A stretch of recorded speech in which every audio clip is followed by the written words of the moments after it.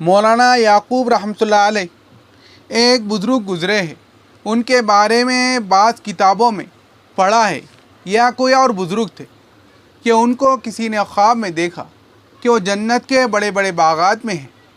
پوچھا کہ آپ کو اللہ نے جنت عطا فرما دی؟ اللہ تعالیٰ کو آپ کا کون سا عمل پسند آ گیا؟ وہ فرمانے لگے، میرے اور عمل تو کوئی پیش نہیں ہوئے۔ ایک مرتبہ گھر میں کھچڑی بنی تھی مگر اس میں نمک زیادہ تھا۔ میں نے دل میں سوچا بیوی کو کیا اس پر تنقید کرنا، چلو پکا بیٹھی۔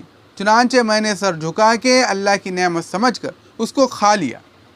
پروردگار کو میرا یہ عمل پسند آیا، فرمایا تو نے میری نعمت کی قدردانی کی، تو اس بات کا مستحق ہے کہ میں تجھے اور نعمتیں عطا کروں، لہذا رب کریم نے مجھے جنت کی نعمتیں عطا فرما دی۔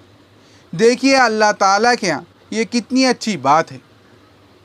اورنگزیب عالمگیر رحمۃ اللہ علیہ کے بارے میں آتا ہے کہ ایک مرتبہ ان کے پاس ایک باورچی آیا۔ وہ اس لیے آیا کہ بادشاہ کا باورچی بنوں گا تو خوب میرے وارے نیارے ہو جائیں گے، خوب پیسہ ملے گا۔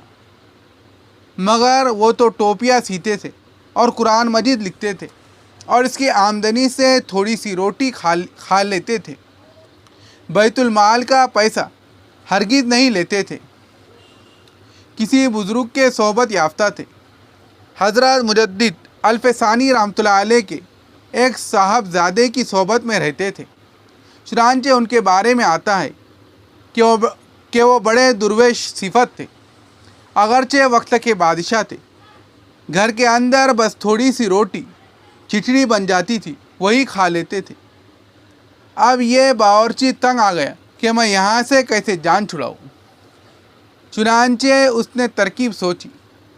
ایک دن اس نے نمک زیادہ کر ڈالا،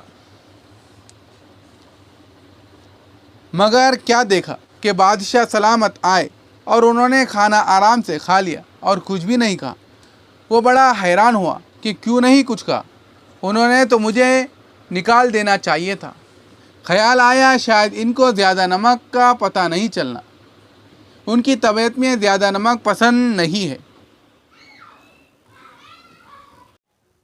چنانچہ اگلے دن اس نے نمک ڈالا ہی نہیں، انہوں نے اس کو بھی کھا لیا اور کچھ بھی نہ کہا اور چلے گئے۔ یہ بڑا حیران ہوا۔ تیسرا دن اس نے نارمل کھانا بنایا، انہوں نے کھا لیا اور اس دن باورچی کو بلا کر کہا کہ بھائی ایک دن نمک زیادہ تھا، ایک دن نمک بالکل نہیں تھا، آج نمک برابر ہے۔ آپ اپنا ایک اندازہ متعین کر لیں اور اتنا نمک روزانہ ڈال دیا کریں تاکہ تمہیں پکانے میں آسانی ہو۔ اس باورچی نے ہاتھ جوڑ کر کہا، حضرت میں تو اس لیے کر رہا تھا کہ مجھے چھٹی مل جائے، مگر آپ تو ایسے ہیں کہ کھانے پر اعتراض نہیں کرتے۔ تو وقت کے بادشاہ نے ایسی درویشوں والی طبیعت پائی تھی کہ کھانا کھا لیتے تھے اللہ تعالیٰ کی نعمت سمجھ کے، اور اس میں اس قسم کی تنقید نہیں کیا کرتے تھے۔